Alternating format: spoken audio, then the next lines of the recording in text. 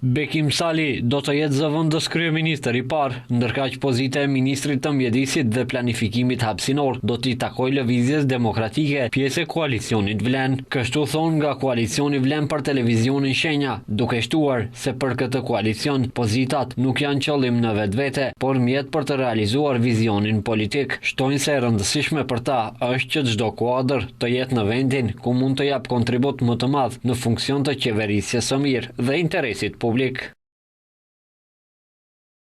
Pas zgjedhjes së zotërit Izet Mexhitit në krye të komunës së Çajirit, është e paraparë që pozita e zëvendës kryeministrit të parë të plotësohet nga zotëri Bekim Sali, ndërsa pozita e ministrit të mjedisit dhe planifikimit hapësinor do t'i takojë Lëvizjes Demokratike.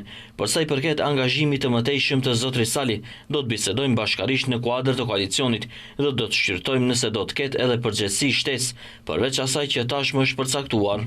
Përveç çështjes Sali, nga Vlen kanë komentuar edhe rezultatet e dobta të Aleancës Kombëtare për Integrim në zgjedhjet lokale. Sipas tyre, BDI-AKI nuk kanë kuptuar mesazhin e votuesve dhe dënimin që morën në këto zgjedhje. Ata theksojnë se AKI gabimisht i ka lexuar zgjedhjet lokale si parlamentare, por kjo strategji, sipas Vlenit, nuk kaloi.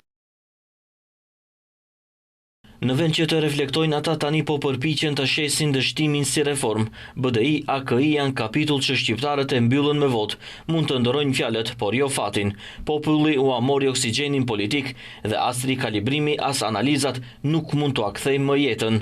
Epoka e tyre u ka sosur. Vlen është e ardhmja që shqiptarët tashme kanë zgjedhur. Ndërkohë, edhe kryeministri Mickovski ka komentuar së fundmi mundësinë e emërimit të Bekim Sali si zëvendës kryeministër të parë. Ai tha se nuk ka pasur diskutime përfundimtare me partnerët e koalicionit lidhur me këtë çështje, por u shpreh i hapur ndaj propozimeve. Megjithatë, kryeministri sqaroi se Vlen nuk do të ketë ndonjë resor shtesë në qeveri edhe pas rikonstruimit.